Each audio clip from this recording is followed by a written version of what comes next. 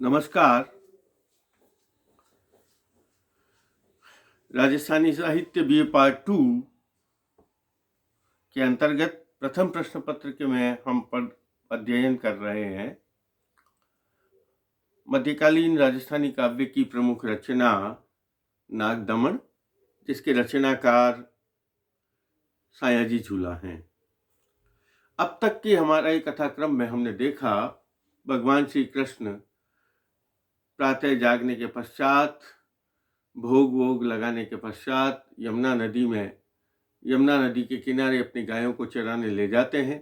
नदी के किनारे बालकों के साथ क्रीड़ा करते हैं और उनकी गेंद यमुना नदी में गिर जाती है। वो यमुना नदी में छलांग लगाते हैं गेंद लाने के बहाने।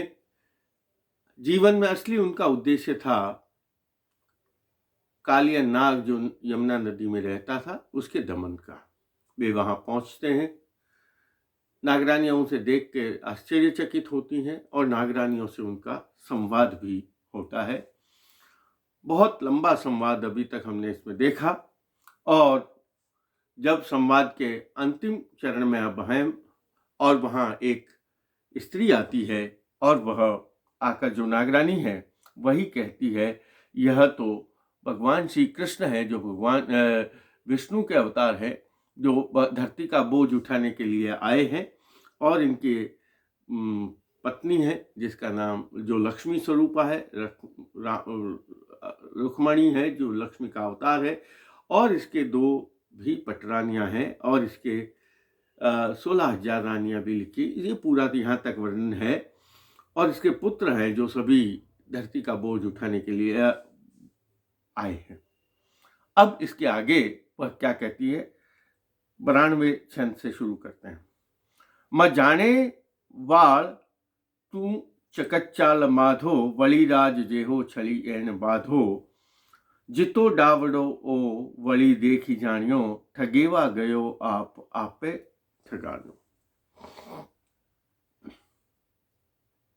यहां भगवान श्री कृष्ण की दो बातों का उल्लेख है। उन्होंने कहा कि तू नागरानियों को कहा है, वो जो है स्त्री, उसने कहा तुम ये जान रहे हो ये छोटा सा बालक है, ये छोटा बालक नहीं है, यह एक विशेष बालक है। उसका कहा, क्या कहा, म जाने बाल तू, म यानी मत, नहीं, म जाने तू मत जानना, म जाने बाल तू ये छोटा सा बालक ऐसा मत जानना, म जाने बाल तू चकच्चाल माधो, यह तो माधो है, यह भगवान श्री कृष्ण है। बली राव जे हो छली एन बांधो, जिसने राजा बलि जो था उसको अपने छल में बांध लिया था। मैंने आपको पहले भी इसका वर्णन कर चुका हूं। वामन अवतार में गए थे और बलि को से दान मांगा था।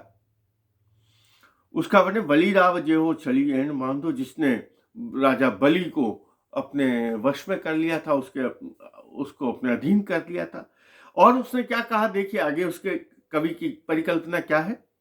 जितो डावडो, और ये जितना छोटा बालक दिखाई दे रहा है ना, जितो डावडो ओ वली देख, छोटे बालक को देखा था। बलि ने ये थोड़ी सोचा था कि ये भगवान श्री कृष्ण है, वैसे जान तो गया था, लेकिन वामन अवतार में उन्हें देखा ये भगवान श्री कृष्ण आए हैं, तभी तो उसने किया था 3 कदमों में पूरा ब्रह्मांड नाप लिया था, आकाश, पाताल और भूलोक। उसके बाद में कि चौथा चरण कहाँ रखूं, उसने कह दिया मेरे सिर पे रखो।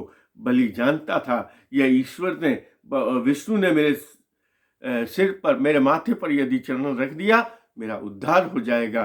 तो यहाँ उस बात का उल्लेख किया है कि वो ठगने तो बलि राजा को गए थे, लेकिन बलि राजा ने ही उसने ठग लिया और वो बलि राजा ने अपना उद्धार कर, चरणों का स्पर्श पाके बलि का उद्धार हो गया। तो उस बात को कहा, जितो डावड़ो ओ वली देख जानियो, ठगेवा गयो आप आपे ठगानियो। जो बलि को ठगने गया था और बलि ने ही इसको ठग लिया। वली रावड़ो वणियो देखी बाई, देखो, और वो राजा बलि के साथ क्या हुआ, प्रतिहार मां सिद्ध करतार पाई। और उसने ये कहा कि आखिर में वह राजा बलि जो है वह भगवान के वहां द्वारपाल भी मिले।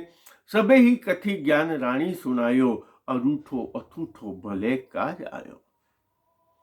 और उस स्त्री ने, वो जो नागरानी भी हो सकती है, अन्य स्त्री का उल्लेख नहीं है, लेकिन यह अवश्य उस नागलोक में कोई स्त्री होगी, तो उसने इस बात को समझाया और राजा बलि की पूरी कथा उन नागरानियों को सुनाई। वली रावलो वणियों देखी बाई, देखो नागरानियां, देखी बाई शब्द का प्रयोग किया है। बाई हमारे लिए, स्त्रियों के लिए बहुत आदर सूचक, माँ, बहन और अन्य सभी स्त्रियों के लिए आदर सूचक शब्द है। वली रावलो वणियों देखी बाई, प्रतिहार माँ सिद्ध करतार पाई। ये जो है एक सिद्ध करतार है, ईश्वर है। सबे ही कथा ज्ञान रानी सुनायो। और वो सभी, उस स्त्री ने नागरानी को यह बलि की कथा सुनाई। और आगे सबसे बड़ी बात जो कही, जो चौथे चरण में बात कही है, अरूठो अथूठो भले काज आयो। चाहे हमारे ऊपर प्रसन्न होकर आया है, प्रसन्न होकर आया, कैसे प्रसन्न होकर? नागराज का उद्धार करने के लिए आया। चाहे नाराज होकर आया, चाहे गुस्से में आया, चाहे क्रोध में आया, तब भी इससे हमारा फायदा ही होगा, क्योंकि हमारे जीवन का, हमारे नागराज का उद्धार हो जाएगा। तो उसने कहा, सबे ही कथा ज्ञान रानी सुनायो, अरूठो अतूठो भले का जायो। चाहे कैसा भी आया है, किस रूप में भी आया है, लेकिन जिस रूप में भी यह आया है, हमारे लिए बहुत अच्छे की बात है, यह हमारे भलाई की बात है, यह हमें सुख देने के लिए, हमें आनंद देने के लिए आया है। और अब वे प्रार्थना करती है, क्या प्रार्थना करती है? उभो मुरली आप लीधे अधूरे, मोरो जागसी शाम वाये मथुरे। अब वो कहते, अच्छा आप मुरली का वादन करिए। समझ गई, ये भगवान श्री कृष्ण है, इसलिए वे उनसे प्रार्थना करती है। उभो मुरली आप लीधे अधूरे, अधूरे का मतलब उभो मुरली, आप खड़े होकर मुरली बजाइए। उभो मुरली आप लीधे अधूरे, अधूरे यहाँ अधर शब्द है, मात्रा को मिलाने के लिए ऊ की मात्रा का प्रयोग किया गया है कि आप मुरली अपने अधरों पर धारण करके मुरली बजाइए। आप मुरलीधर हैं। उभो मुरली आप लीधे अधूरो, मोरो जागसी शाम वाये मधुरे। अपनी मुरली से मधुर वाचन करिए, मुरली का मधुर वादन करिए, और आपकी उस मुरली को सुनकर मेरे पति मोरो जागसी शाम, हमारे स्वामी जाग जाएंगे। और नागरानी है ना, अकेली बात कर रही है, तो उसने कहा मेरा स्वामी जाग जाएगा, आप उस मुरली को बजाइए। और जैसे ही नागरानी ने कहा, नागरानी के आग्रह प्रार्थना को सुनकर भगवान श्री कृष्ण अधरों पर मुरली को धारण करके मुरली का निनाद प्रारंभ करते हैं, मुरली बजाना प्रारंभ करते हैं। और देखिए उसने कहा, विकसी हसी वेण ऊंची बजाए। बहुत ऊंचे स्वर में विकसी, बहुत ऊंचे स्वर में प्रसन्नता के साथ भगवान श्री कृष्ण मुरली बजाते हैं। विकसी हसी वेण ऊंची बजाए, ऊंचे स्वर में, उच्च स्वर में भगवान ने वेणु नाद किया, वेणु मुरली का बजाया, मुरली को बजाया। विकसी हसी वेण ऊंची बजाई, सपत्ते पताले सरग्य सुनाई। और तीनों लोग में कहा, सपत्ते पृथ्वी पर, पताले पाताल में, सरग्य स्वर्ग में, तीनों ही लोक, हमारी आकाश पाताल और भूलोक माना गया है, उन तीनों ही लोकों में वह मुरली का स्वर सुनाई दिया। भगवान श्री कृष्ण ने इतनी तीव्र स्वर में मुरली बजाई वहां नागराज के महल में, उस कक्ष में, और उस मुरली का जो स्वर था, मुरली का जो निनाद था, वह तीनों लोकों में व्याप्त हो गया, वह स्वर सुनाई देने लगा। अब जैसे ही वो मुरली का स्वर सुनाई देता है, ब्रज में, जहाँ आकाश पाताल और पृथ्वी सभी जगह सुनाई देता है, स्वर्ग में सुनाई देता है जो स्वर, उस पृथ्वी पर ब्रजलोक में वह मुरली का स्वर सुनाई देता है। तो अब तक जो ब्रजवासी, माता यशोदा, नंद बाबा, बलदेव, जिस चिंता में थे, जिस शोक में थे कि हमारा बालक जो है यमुना नदी में कूद गया है, अब उसका क्या होगा। और जैसे ही वह मुरली का स्वर सुनाई देता है और उनके जीवन में आनंद व्याप्त होता है, ऐसा लगता है मानो मृत व्यक्ति को किसी ने संजीवनी देकर जिस प्रकार उसके जीवन में चेतना का संचार होता है, ठीक उसी प्रकार भगवान के उस मुरली का नाद सुनकर उनके जीवन में चेतना का संचार हुआ। देखिए क्या कहा। और सभी लोग बधाई दे रहे हैं भगवान श्री कृष्ण के मुरली के सुन को। सभी ब्रजवासी माता यशोदा को बधाई देते हैं, जो सबसे ज्यादा चिंतित थी, जहां कहा गया था कि वह बेहोश होकर भूमि पर गिर गई थी, उसे बधाई दे रहे हैं। क्या कहा है कवि ने, देखिए। बधाई बधाई यशोदा बधाई, सभी लोग बधाई दे रहे हैं, बधाई हो बधाई हो बधाई हो। आपका कृष्ण के मुरली का स्वर, आपके गोपाल के कृष्ण, आपके माधव का मुरली का स्वर सुनाई दे रहा है। बधाई बधाई यशोदा बधाई, करे मुरली नाद ठाड़ो कन्हाई। देखिए कृष्ण यमुना नदी में खड़ा होकर मुरली का नाद कर रहा है, मुरली का स्वर, मुरली बजा रहा है, उसके मुरली के स्वर की आवाज आ रही है। बधाई बधाई यशोदा बधाई, करे मुरली नाद ठाड़ो कन्हाई। मथे नीर ओचो जीही मच्छ माही, यशोदा किनी कान जीत्यो न जाए। और उसने कहा, वो जिस प्रकार थोड़े से जल में मगरमच्छ अपने हाथों पांवों से जिस प्रकार करता है, मथता उसको, ठीक वैसे ही पानी को मथता है, पानी पर विजय प्राप्त करना चाहता है मगरमच्छ, ठीक वैसे ही भगवान श्री कृष्ण ने भी इस यमुना नदी के जल पर विजय प्राप्त कर ली है। जिस प्रकार मगरमच्छ थोड़े पानी पर विजय प्राप्त कर लेता है, ठीक उसी प्रकार इसने भी यहाँ विजय प्राप्त कर ली है। मथे नीर ओछो, नीर ओछा का मतलब कम, जी मच्छ माई, मगरमच्छ के लिए उल्लेख किया है। जिस प्रकार मगरमच्छ थोड़े से पानी में विजय प्राप्त कर लेता है, ठीक उसी प्रकार भगवान श्री कृष्ण ने भी इस यमुना नदी के जल पर विजय प्राप्त कर लिए, उसे कोई जीत नहीं सकता। क्या कहा, यशोदा किणी कान जीत्यो न जाए। हे माता यशोदा, भगवान श्री कृष्ण आपका जो कान्हा है, उस कान्हा को कोई भी जीत नहीं सकता है। कोई भी ऐसा व्यक्ति नहीं है जो भगवान श्री कृष्ण को हरा सकता है। आपका पुत्र विजयी हुआ है, इसलिए आपको बधाई दी जा रही है। और उसने क्या कहा, बड़ा जीप सी जुद्ध बाहें बढ़ाई। और इससे आगे भी उनको पता है अंदर नागराज रहता है, ये कालिया नाग का निवास है, उन्हें भय है उस कालिया नाग का। तब वो सभी लोग माता यशोदा का विश्वास दिलाते हैं। बधाई है, वह मुरली नाद कर रहा है और वह बहुत शक्तिशाली, उसे कोई हरा नहीं सकता।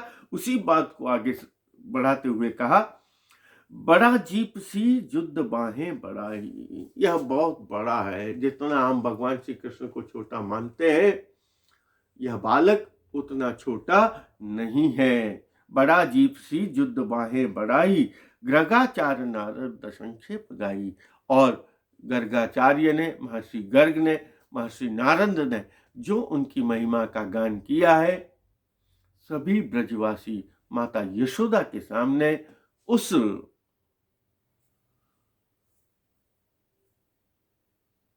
महिमा का गान करते हैं। और यह कहा, भगवान श्री कृष्ण को कोई भी जीत नहीं सकता। और जो मैंने पूर्व में बात कही उसी को बताया, रही मुरली धुन बाजी रसाली, वली चेतना ब्रजना साथ वाली। और अब तक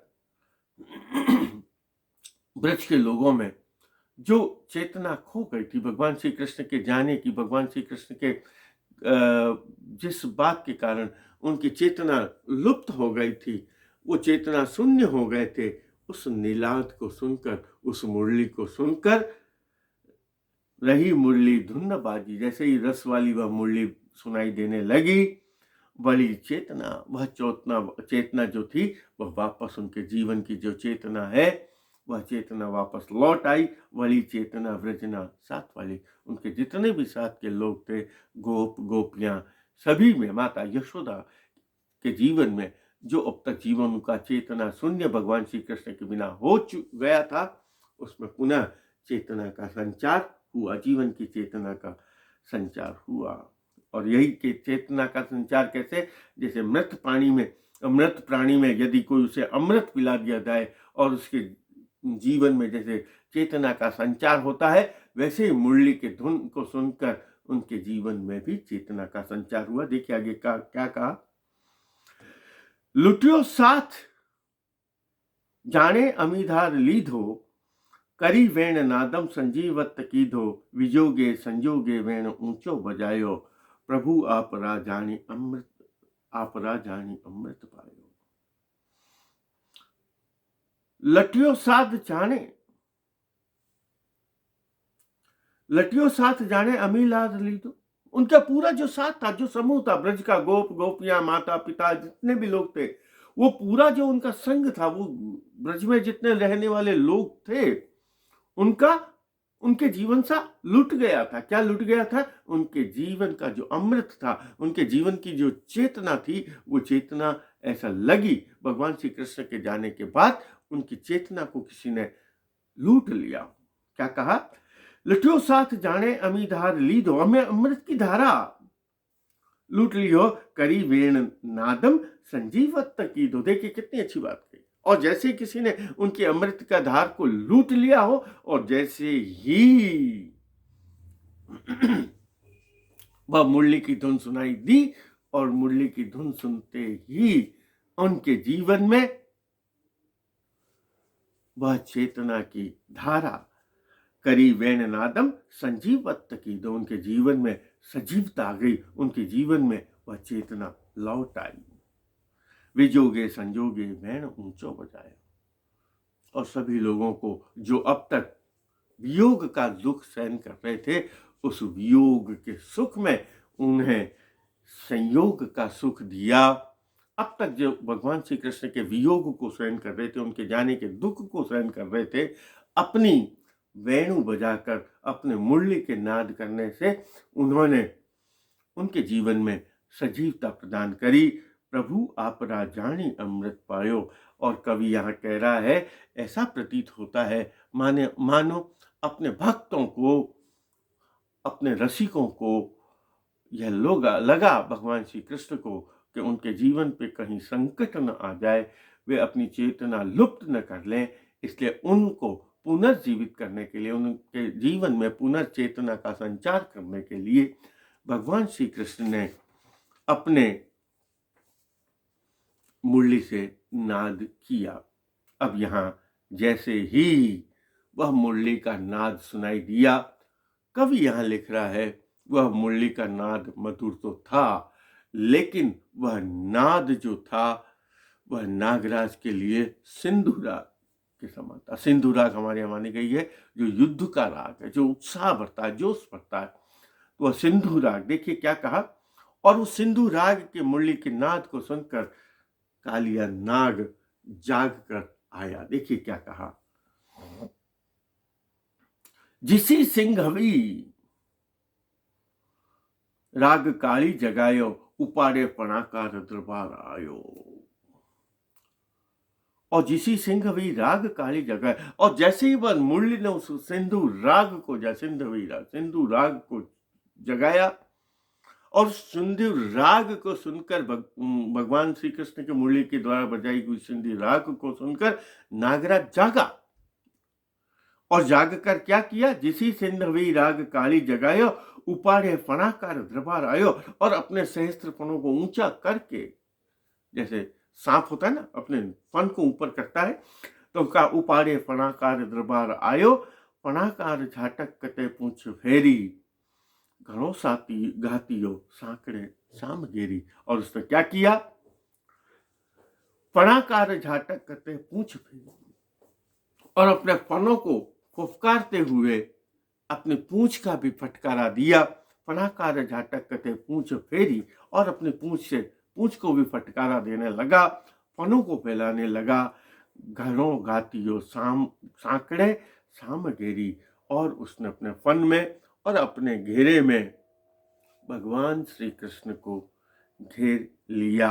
और वो घेरे हुए भगवान श्री कृष्ण किस प्रकार दिखाई देते हैं? घेरियो नंदरो धोट अही कोट एहो, जड़ा बोल माहे कड़ा सोल जे हो, नौली बांटते सामटी झाट नाके, प्रभु अंग लागी सोई फूक पाखी। घेरियो नंदरो घोट, उसने अपने घेरे में उस नंद के धोट को, नंद के बेटे को घेर लिया। घेरियो नंदरो धोट, धोट शब्द मैंने पहले भी कहा, धोटा सतपुत्र के लिए प्रयोग किया, मैं बार बार उस शब्द का प्रयोग किया है। घेरियो नंदरो घोट अही कोट ऐसो, जैसे अही कहते हैं सांप, जैसे परकोटा होता है पत्थरों का बना हुआ, किसी और का बना हुआ, ठीक वैसे ही सांप की दीवार वहां चारों ओर खड़ी हो गई। घेरियो नंदर घोट अही कोट हो, जड़ा बोल माहे कड़ा सोल जे हो। उसने कहा जिस प्रकार चंद्रमा के चारों ओर 16 कलाओं से युक्त चंद्रमा होता है और उसके चारों तरफ जैसे जल कुंडल बन जाता है, और वह जल कुंडली जिस प्रकार घेर लेता है चंद्रमा को और उसकी आभा कम हो जाती है या घेर लेता है, ठीक उसी प्रकार नागराज ने भी भगवान श्री कृष्ण को घेर लिया और नौली बांटते सामटी झाटना की, प्रभु आंग लागी सोई फूंक पाकी। और वो अपने उन सहस्त्र फनों से भगवान श्री कृष्ण के ऊपर अग्नि के समान वह फूंक मारने लगा। और वह तीव्र गति से जो फूंक लग रहा था, लेकिन वह तो अपनी शक्ति को, अपनी आवाज को, जब सांप चलता है अपना फुंकारता है, उसकी बहुत तीव्र आवाज होती है, और वह नागराज बहुत तीव्र स्वर में भगवान श्री कृष्ण पर अपनी फुंकार डाल रहा था। और वह, लेकिन भगवान श्री कृष्ण पर उस फुंकार का कोई असर नहीं हो रहा था, और वह ऐसे लग रहा था मानो भगवान श्री कृष्ण पर प्रभु अंग लागी सुई फूल पाकी, जैसे कोई प्रभु पर पुष्प की वर्षा करता है, ठीक वैसे ही वह नागराज की जो फूंक थी वह ठीक वैसी ही दिखाई दे रही थी। आज इतना ही, बाकी और कल देखेंगे। धन्यवाद।